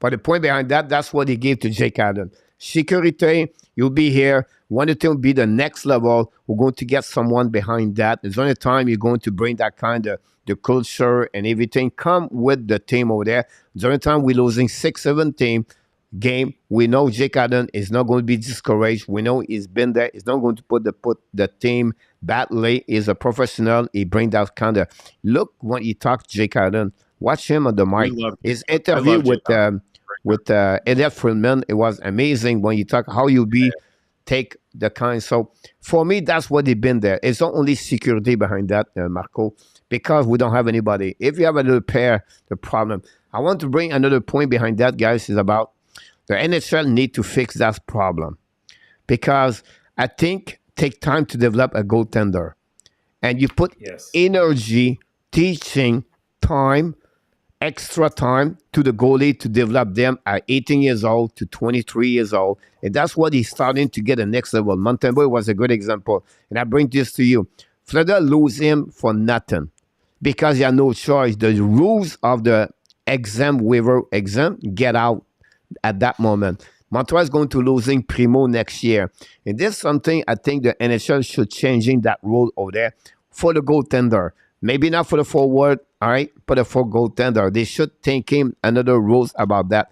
Because it's not fair when they hit that way. You're losing a goalie for nothing. I think it was, you know what I mean? For me, it's just another statement I want to bring on the table with the conversation of goaltender. But I don't know if Marco and Otta want to bring that one. Yeah, like the context I brought that up, like it's not only because teams are losing the asset, but I think because of the added strain that goaltenders have playing the game the way that they do now with the reverse VH and it's so difficult on their bodies that I think the species of goaltenders as we know them are almost extinct. Like, the 75 game starter in the NHL, that's going to be like a unicorn. Like, it's going to be so rare.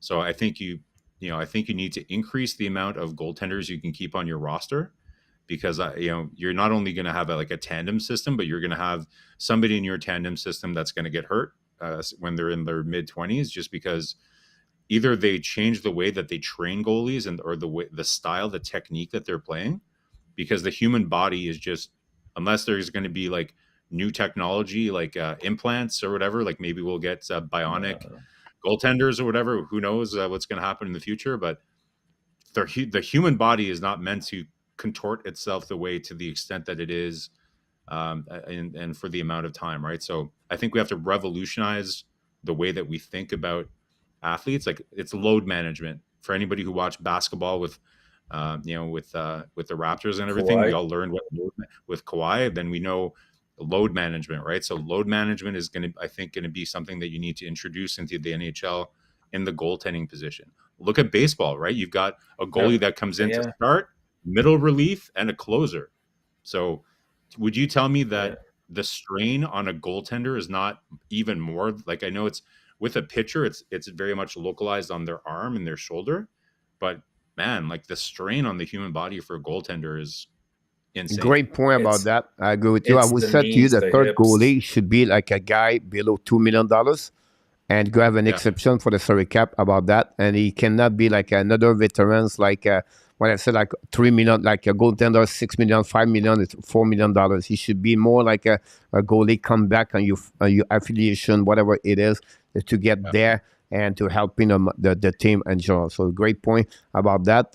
I want to share it with you. Gave us a couple of information for in the chat. So.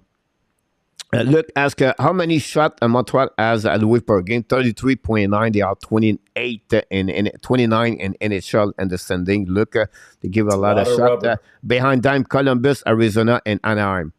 Where are they? And front of, you want to know that? In front of Montreal is Chicago. So you have like 5 teams right there. They are all out at the bottom in the standing.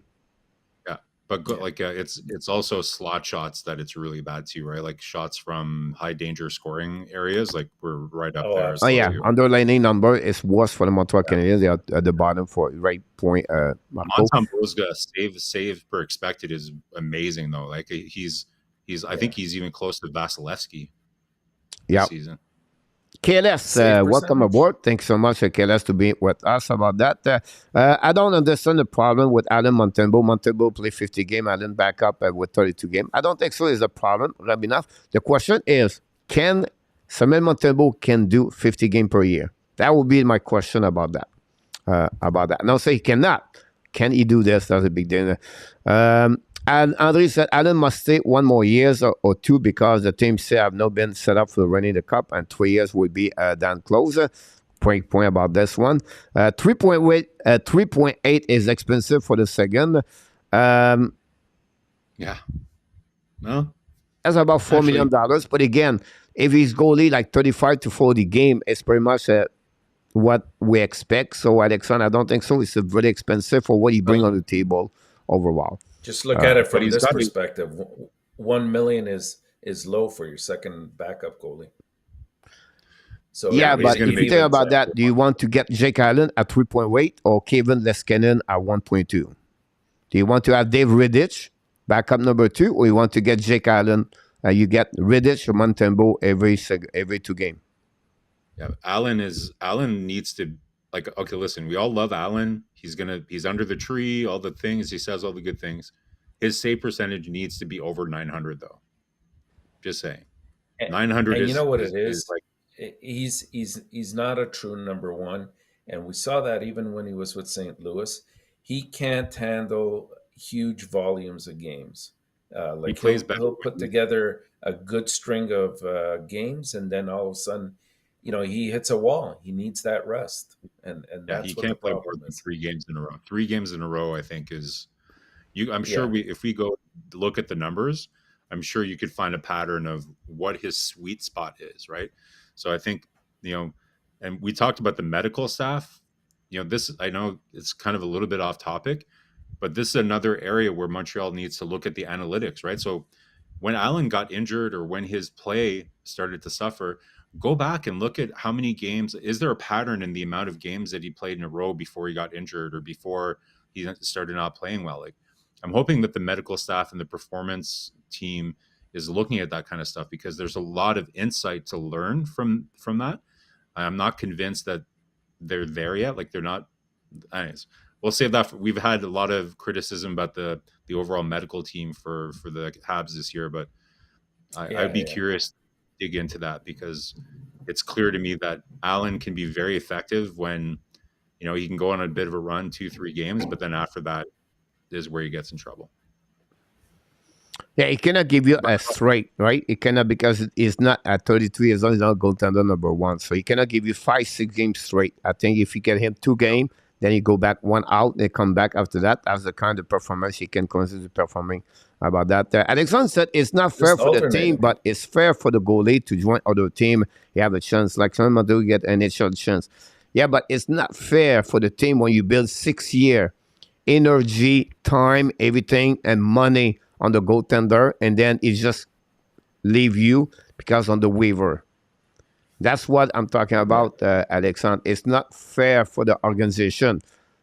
Because we're going to develop goaltender when you're going to get 24, we're going to lose him anyway. That's Exactly. that's the problem you get. Just like we could have lost Caden Primo too, right? We're I will go to lose Caden Primo next year. Yeah. That's right. People say it's not a big deal. It's not because it's a big deal, but who is going to be goalie now after that in Laval? Exactly. Yeah. Right? We have only we don't have anybody signed with the Montreal Canadiens under that. Who are you going to call up after that with Montreal Canadiens? Yeah, it's a big problem. Like, Coach, we need to build up our depth there. Like I've said a couple of times jokingly, but I really do believe it. Like, I agree with you 100%. Like, teams are going to invest all this energy into developing goalies, and it's already hard enough to do that. It's like total voodoo goalies. Like, you can project, like, you talk to scouts and they know how to project players, but goalies, they have no idea what they're doing. They're honestly throwing darts at a board most of the time. It's frightening. Yeah, we've talked about that in terms of the development of goalies. It's an area that everybody has of concern, and it needs to be addressed, especially in Canada at Canadian level. Yeah. I read a couple of things. He said, last time I checked, Montreal laid the league and the home average attendance. Do we know if most of the season ticket holder? I don't think so. They released more at 1,000, maybe a couple of thousand for real deal for the tickets. I don't think so. I tried to get anything in the concern. Adam is a great teammate. Ask him on Montembeau. They works around that. What do you want? Bottom team rebuilding team. All right. Backup should be twice league minimum. Pay him then for about Samuel Montembeau. For that one, try to get if anything else. Free stuff is in the house. Welcome aboard. Thanks for with us. Tobes got eliminated. He's still not sure he's going to returning with Ohio State for a year number 3 or play with the Montreal Canadiens. This is the question about Thomas.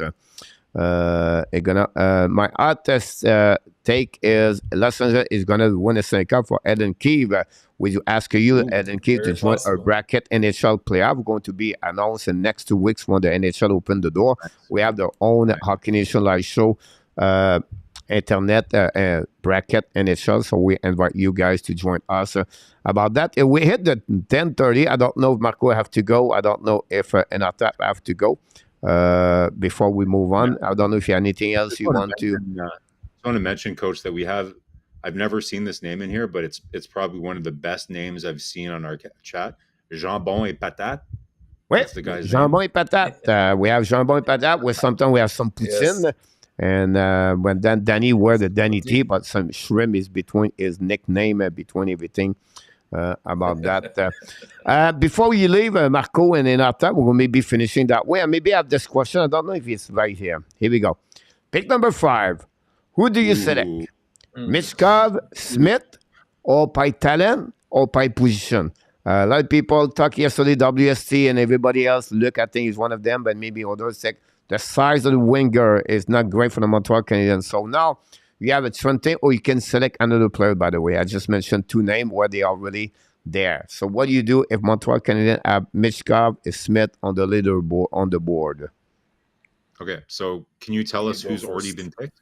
Can you tell us who's already been picked then, Coach? Yeah, it was going to be Bedard, Fantilli, and Carlson, 3 of them. And then the number 4 is going to get a defenseman like Rimbacher or Sidon Pellico, whatever they are. Or it could be more. Or Dvorsky. I think Dvorsky might pop out of the top 10, to be honest. If Montreal's picking 5 at that spot and those players are gone, I think, to me, you have to go Michkov. I know it's risky because of the Russian factor. I'm not really concerned too much about the size with him because he's strong. He's a strong kid. I don't care if they're short. He's shorter, but he's strong. Michkov is arguably the second most talented player in this draft after Bedard. He's a very special player. It's a little scary, though. It's a little scary with the Russian situation that we all know. But I'm a gambler, man. Like we need, like, coach, I think this morning or last night we were talking about this, that we're going to be a team that comes at you in waves, like the Hurricanes or the Islanders, right? Like we have good players, we have good prospects as like in our forward pipeline, but we don't have, other than Caulfield, that you can say is a game breaker, but we don't have like an elite level talent like Michkov. So to me, it would be very hard to pass up on him. Very, very hard.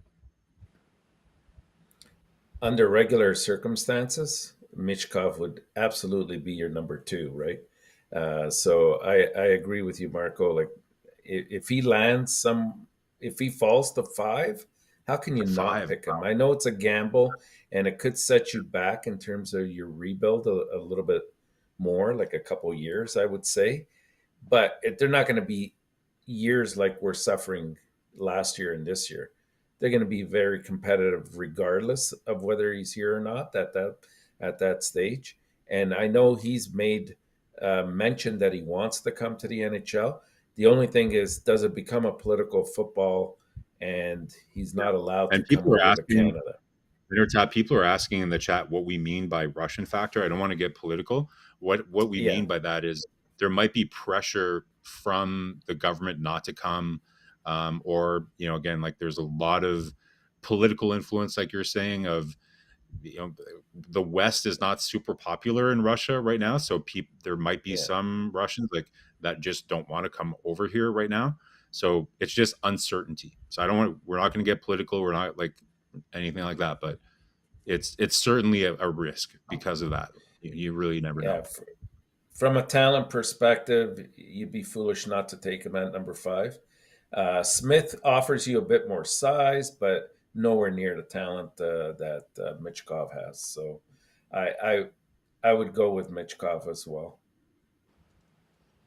Great to hear that. Well, welcome back. Robert Allen in the house has trouble. We have a good game with Laval Rocket about this. At the end of the day, for me, I'm not worried about that because player want to play NHL and he will find a way to get out of this. Like you said, he want to play NHL. So for me, it's not gambling. You're just gambling the year you're going to wait before you get him, compared to maybe a Fantilli or compared to Smith, whatever it is. Most of the pick number 5, most of them, 90% of them are not going to play with Montreal. Are going to return where they played before, and then maybe take 2 years before they come back with Montreal Canadiens. So you only maybe lose 1 or 2 years before you get Michkov. Montreal, obviously, I think so. We don't have a super elite players. The only closest one, in my opinion, is Cole Caulfield. If he had to score like 4 or 5 years with 40 goal example, we can consider him a super elite. Otherwise, we don't have. And no one is going to be like Michkov. You talk about right now a super elite player in the NHL. A top 10 could become. And I think Montreal would make a mistake if they have no skip on Michkov. Not Will Smith. I don't think he's going to be there, though. I don't think he'll be there at 5. I don't think so either. My only concern is, 1 and 2 is not going to get there because Fantilli and Bedard are over him. Yeah. Right? Yeah. Now you have the number 3 is Chicago, and then is Anaheim. One of them are willing to wait until Michkov comes back. My only thing I would say to you is only the surprise that is could be maybe San Jose is number 2 and say, you know what? With the contract we have, with the money we cannot spend, we're going to get now maybe Michkov is coming at the right time. That will push Fantilli number 3, and that will push Carlson number 4, and Montreal is stuck with Will Smith. It's possible. Yeah, I really like Benson, coach. I really like Benson. He's a really dynamic player. He reminds me a lot of like Braden Point / I don't know. I've watched him play a lot. I'm such a huge fan of Benson. If we didn't have such a small pipeline of forwards already, like Mazar and everything else, but you know, if it's best player available, in my opinion, Sam Benson is going to be 9, 10, 11, 12 in the rink and no way. And the problem remind me exactly what they did with Matthew Savoie last year. So why cannot get draft? And when you go to the draft, they're always looking for bigger, bigger, bigger, bigger, bigger. And that's my only I think concern about Benson about that. I think he's going to be an excellent hockey player in NHL. But I think Jaworski's going to drop instead of him, to be honest. Devoski is going to be dropped. Sally is going to be dropped, of course. You have some players step up. Crystal, Leonard, Moore. They pick it up a couple of things. I think the Nate Danielson is another one over there. They have a couple of big wingers, 6'4", 6'5" from Risha. Could be step up. It would be really interesting the next month, guys. I suggest you to watching the World Championship under 18 years old. That's where you get those kind of the information about that. A lot of great conversation. Michkov Elite has not played a game yet. Look, nobody has. Nobody has, right? It's not like Bedard and everybody. That's just normal. The pronostic of expert look make mention that part over there. Every year, people like Bob McKenzie, Button, Edith Prospect, and I can go many of them, Chris Perlman, and you read that and they listen to them. They predict, they have a prediction about who they're going to be in the NHL. That's just the way they did that. Of course, they did not play any game. It would take time, look, to get that one over there for sure. I had a great conversation with KLS. Talk about fun conversation right there. Yeah, so Coach, looks at Coach is dreaming again. But that's what it works. If I was just curious, tell me one player you think is going to be good in the NHL next season, right? It just there's a prediction. That's what the scout does. That's what their job is to predict what they expect the player to reach one day. That's what I think will be the one over there. That's why they get paid the money they do. Every year, you always one or two go there. Fantasy will go before Michkov, KLS. On the paper, yes, because the situation. But I think on the talent-wise, I think Michkov could have a better year, a better overall for fantasy. The reason I said San Jose, because they don't need rush. They have too many right now. The cap problem with that part there. Gary said Will Smith is a number 5, is a great choice. Now, back to last question of the night, guys. You can go after that. Are you select your player by the position or by talent? Because this is another center, Will Smith. I take best player. Where your areas of weakness are. I'll go best player. Yeah, the best player at that point. But if you look at this year's top 10, I would even say, you'd be hard strung to find a defenseman up there. I know we talk about Reinbacher, but that's because lately he's come up the scales. But this year is a year for mostly centers and wingers. Yeah, I think like I use the example of the Nordiques, right? Like, think of it as like hungry hippos. Ken Hughes and Hugo, like they're hungry hippos. They're just boom, boom, boom. They're just collecting the best assets that they can, and then they just have like this bank, and then building out the roster after that. So we've always run into problems when we pick by need. It's never worked. So you pick the best player who you think is going to be the best player. Like, I agree with the philosophy that they used for Slavkovsky. You're not picking the best player today. You're picking who you're projecting the best player is going to be. I think that's the best way to do it. When you're drafting in the top 5, holy cow, you better take the best player available. You have to. Yeah. The key is you try to hit a home run at the same time. Like, you think about Edvinson, think about Zader, you think about Kel McCarr, Tim Suzla, number 3, by the way, Brady Tkachuk, number 4. You try to hit that kind of home run for the Montreal Canadiens to go get number 5, example. And I'm not sure what would be the home run for Montreal. Coach, this summer we should do a show on rosters, that like alternative reality rosters.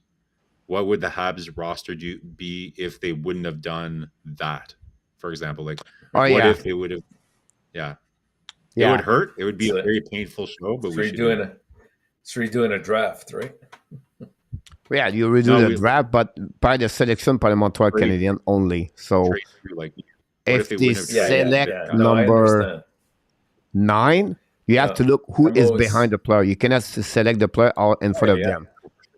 for sure. Yeah, Yeah. not just a yeah. redraft, but I'm saying, okay, like, I did this exercise a couple years ago. So if they didn't trade PK and if they didn't trade this guy and this guy, what would, like, I had Eller at center, and like, it was a pretty good team with all the trades that I didn't make, and it's kind of a fun exercise. We should do that this summer when Yeah. it's slower. Talking about the playoff, we're going to finish this show very soon, so we don't talk about maybe other conversation. What do you expect between Pittsburgh Islanders and the Florida Panthers? What would be expectation? Well, you have to ask that to ENORTAP. Jeez, Exactly. Just wow. because they lost the game, you gotta look at here. Let me see what their strength of schedule is left right now. Pittsburgh is 23rd in terms of schedule, with number 1 being the most difficult.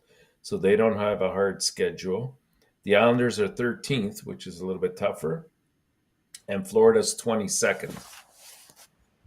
But I still believe that the Islanders are the more complete team of the 3, especially when it comes to goaltending, and that's what's going to get them in, I believe. With regards to the second position, it's going to come down to the wire. I think Florida has the potential, but they're gonna have to run the table with Bobrovsky. There's no way, even if it's a back-to-back with what do they have left? 9 games now, that you can afford to put in your backup, which is not really their backup because Spencer Knight is not there. You can't afford to put him in net. You have to go Bobrovsky for the next 9 games. If they do that, then they stand a chance of overcoming Pittsburgh. Yeah, so it's the key for them if they are on the road. Florida, they have play only 500, but they play Ottawa, Toronto, Montreal, and they go back home again Columbus. So I believe Florida is going to have 3-1 this week. My prediction about that. The Islanders are going to play New Jersey, Washington, and Tampa Bay this week for Islanders. On the road. 1 at home and 2 on the road. And then Pittsburgh play Detroit, Nashville, and Boston. So Pittsburgh should win 2 of them. That gave them 4 points. Islanders maybe going to get at least maybe 2 point minimum. And then you're going to get the Florida is going to have 6 points. So if you calculate that way, now Florida would be 1 point behind Pittsburgh and the Islanders at the end of the week. And Pittsburgh is going to pass the Islanders. So now Islanders will be number 8. I think it'll come down. Are there any head-to-head between these not 3 this week. teams? Let me check here. Yeah, Why you guys I don't see any head-to-head with any of the 3 teams. So unfortunately, somebody's gonna have to get help from the rest of the teams in the league. Yeah, I think the Pens will get in somehow. I know they've been wildly inconsistent, but I just think that they're going to sneak in there. And I've watched a lot of the Florida games just because I like watching them lose because I know what that means, and it's been the most frustrating thing. They are such a resilient team to watch. Like they'll be losing 3-1, and then I'll flip back over just to enjoy the moment where they're going to lose. And enjoy the fact that Montreal is that much closer to getting a better pick. But then, oh, wait a second, they just tied it. They're going to overtime, and whoop, they score in overtime, and they're just a very resilient team. When I watch them, I'm always blown away how they come back so much. I guess they did that a lot last year. It's a very different roster, but there's just something about that team. Like every time I've watched them, they just find a way to win. So I don't know. Like I haven't looked at all the numbers. Yeah, a lot of it is Bobrovsky. He's really kept them in a lot of the games because defensively they're still very deficient, but offensively they have the talent. Kachuk is like, I like to me. I always knew Kachuk was going to be good, but guys, like 200-point seasons in a row. Like I didn't see that. I didn't have that on my bingo card, Right. on my Kachuk bingo card. Like maybe like an 80-point season, but back to back 100-point seasons. Like That's that's impressive. amazing. And Yeah. like with the sandpaper that he brings and everything. And Brady's not far behind, man. Man, is that those guys. I don't want to talk about the Kachucks anymore. I'm done. Let's not talk. Too upsetting. We should have had Brady Kachuk. Yeah. Hey, my Oh last my question God. of the night for both of you, because we're leaving now. What about your Winnipeg Jets? Our Winnipeg Jets. Yeah. Winnipeg will make Do you it. mean the Uh, dark horse? I The dark horse Yeah, I that think we picked? Yeah, I think they'll be okay. fine. Just looking at let me see here their strength of schedule the rest of the way here. So Winnipeg is 24th, which is pretty easy the rest of the way. They have and they have one head-to-head against Calgary, so that's going to how be many a, back to a back? critical game. How many back to backs That do I they have? don't I don't know on this. Because that's Um, critical to figure out if they're going to be able to play Hellebuck most of those games. Because if they have to play Riddick more than once, that's not good. I can give it to you. Winnipeg Jets? Yeah, yeah, I think they have two. I think. two back. They play San Jose, Detroit, New Jersey, Calgary, Nashville, San Jose, Minnesota. So you have only one back to back. Oh, one. Okay. Only one to back, and you have one time 3 game and 4 nights. Otherwise, the schedule is pretty good for Winnipeg Jets. Really easy for them. Yeah, The I biggest think they'll be Yeah. problem fine. is Nashville. The Nashville is a tough one. 9 of the last game, like 8 of the 9 game, Yeah. Nashville is No, again the team in the Nashville. playoff. Nashville doesn't fit the equation. It's going to be between Calgary and Winnipeg, of course, and I think it's going to come down to that head-to-head matchup between the two. It's a 4-point game. Right now, Calgary has 8 games. Winnipeg has 8 games to go, but Calgary has San Jose, Chicago, Anaheim, Vancouver twice. Then they have well, the Winnipeg game, of course, and they have LA, and I'm missing one. For Yeah, Winnipeg, yeah, no, for Calgary. So they have the Calgary. easier schedule, but I think I look at: do you want to put your money on Hellebuck or do you want to put it on Markstrom? the key behind that. I So always look at the goaltender. after the game today, all right, for the month for the Calgary, all the team they have: Vancouver, Anaheim, Chicago, Yeah, Vancouver, Nashville, and San Jose. So they're possible right yeah. there. They finish maybe 7-6-3 worst case, 12 points for them. And that will come, like you said, the game against Winnipeg. This is the game for them. Yeah, That would be just amazing. But they trail them by. But here's the thing: they trail by Calgary 4 make the points. playoff at the end. Like But they everybody trail by eliminate 4 them points. since like not October. Like it's just like crazy with all the drama, all the bad thing happened to them, all the criticize Maxstrom, Sutter, Huberdeau, Gadry, Langholm, defenseman, and they find a way to go back and make the playoff. That blew my mind. They're a team that I would They not won't. want to face They in the won't. first round, though. But I can tell you that they're not a team that you'd want to play in the first round. You know, like just because they're a good team. They're just it just hasn't come together for whatever reason. Like there's some bad fits on that team. Like Huberdeau is not a good fit on that team. He plays is a East-West player on a North-South team. It just doesn't make sense. But It's goaltending. Winnipeg is exactly I'm where we telling you. thought they were going to be. Like we thought that they're the question that you asked me this summer, coach, and I was saying dark horse, dark horse. The question that you asked me was, who's your dark horse to make the playoffs? I picked Winnipeg because everybody was shitting on Winnipeg because, you know, like all the bad things that were happening in the dressing room and all that. Yeah, And absolutely. yeah, so you know, they're right Justifiably, like yeah, I had them as a bubble team originally, but then when I saw that they were putting together a good year and Hellebuck had returned back to form, I think that's the key thing. Markstrom has regressed way too much. and Hellebuck has had yet another good year. So, you know, what do you do down the road?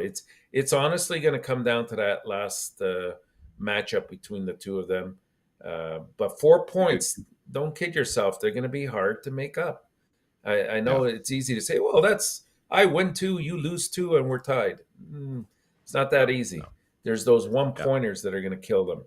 Just out of curiosity. The game is a Calgary, by the way. When do they play? When do they play? This week or next week? Next week. Are you going to do that game, Coach? Wednesday. You might. Oh, yeah. You might as well do it. If the Habs are playing, yeah. Montreal does not play. It's a Wednesday night, so I have not many games. I think 2-3 games that night. Tampa Bay and Edmonton, I believe. No, you have 5 games. Anyhow. Let's do a poll. Let's do a poll and see if people want to see you do that game. ENORTAP and I will come on and do Tampa Bay Rangers, by the way. Very interesting about that. That's very much about this. Zev Lecav is in the house. Welcome back, Zev. Knock the door. Coach for Coach and you, Crystal Ball. What do you see Montreal in 5 years? And the playoff, top 10 in NHL. And 5 years, Montreal have to be top 10. Yeah, but again, we have to be honest with you. The parity is so hard, and it's not easy. But if you think about Montreal as a team, they're going to be in the playoff in 5 years. They will compete, in my opinion, in 3 years. They should be there in the 4th and the 5th after that. Now, it depends who is going to be goaltender and who's going to turn around all the prospect they have. But that's my prediction for that. That's a show on its own right there. Yeah. I think but I can promise you one thing. I'm not sure if a Hockey National show will exist in 5 years, but I just want to share look about that. That's the prediction that pretty much be better on the Hockey National show versus Montreal Canadiens. You have too many things in the parity and in the show to be sure could happen about that. So everything could change year after year. We predict and we are wrong many times because you never know. Injuries play a big major. Chemistry team, new players coming. If you look about the trade deadline, guys, take a time to reevaluate every trade line. The big name make a change. And look where they are, the team. At the end, they are not better like we expect. One team to keep the momentum, guys, at the knock the door for the playoff. Concern in Toronto, concern with Tampa Bay Lightning, and a big concern for me, the Dallas Star. The Dallas Star don't play very well for the last couple of weeks. I'm a little bit concerned about them for the momentum they keep to go to playoff. Not looking good. Vancouver beat them. And what a great chance with guys with the Vancouver Canucks. Saint Rick Tucker's been there. The transformation he bring inside it. Not blame Bruce Boudreau. Not against Bruce Boudreau. But we have to give credit, guys. The Vancouver Canucks with the Tamco show up. And a couple of match, they pick up Ronek and they bring a couple of match up. Kapanen with Kravtsov and MEILLEUR step up more. That team looking great. Pedersen scored 35 goals today. It's 35 of the year. So we're a little nervous that they were going to dip underneath us, but then they made a coaching change, which is amazing for us. Very good news. And then conclude the show tonight, guys, is about I wish Clayton Keller was with the Montreal Canadiens. Oh, who doesn't? I would love him. She's absolutely about that for that one. So Mr. ENORTAP and Mr. MARKO, we're going to hit the 2 hours. We try to get a little bit limited with your time. First of all, we are really appreciative about that. But before we leave, we want to ask you always what you're looking for this week for the Montreal Canadiens, Buffalo, Flyers, Panthers, and the Carolina Hurricane. Any other specific players we can talk about this? We'll be back, by the way, tomorrow night, guys. Now we'll do the game Buffalo, Montreal tomorrow night. Well, after all that discussion, how can we not focus on the Islanders and Winnipeg on the other division?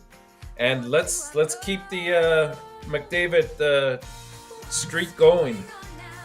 70 goals for McDavid. What about Erik Karlsson, 100 points? I know. Well, he's at 90 now? 92, 93, I could be wrong. I cannot remember about that one. Mr. MARKO, what are you looking for in Montreal Canadiens specific players? Yeah, we're going to be obviously looking to see if FARRELL, is going to play his first game as a Montreal Canadien. That should be fun. Continue monitoring my favorite Hab right now, which is Kirby Dach. total man crush on this man. I love him. So I love watching him play. So I'll definitely be watching that. And we'll continue to see kind of what goes on with Hoffman's mouth.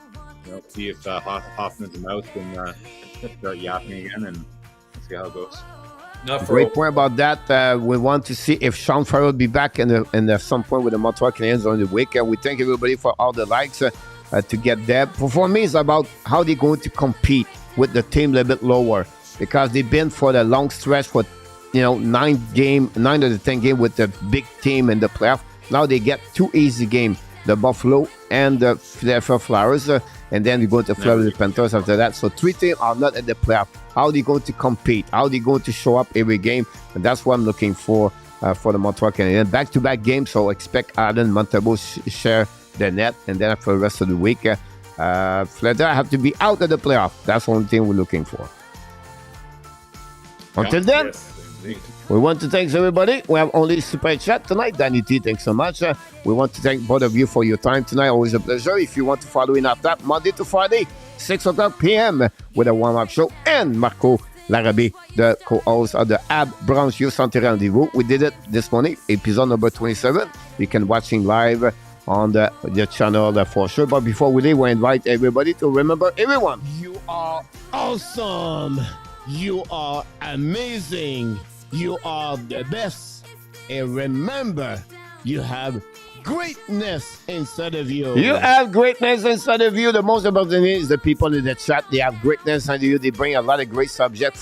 Sunday night becomes what is the place to be, because we bring more people in the chat. So thank you so much, everybody. Moderador, great job again tonight. We wish you another great week. This is smell now the end of the season already, guys. Amazing. This happening already in March now with the playoffs coming. That's what we like to do. But don't forget, one day, do nothing that night. Don't go nowhere. Stay with us. May 8th. May 8th. Put this on your calendar, because it's going to be the night we're going to select Connor Bedard. Did I say Connor Bedard? What do you mean to say about that?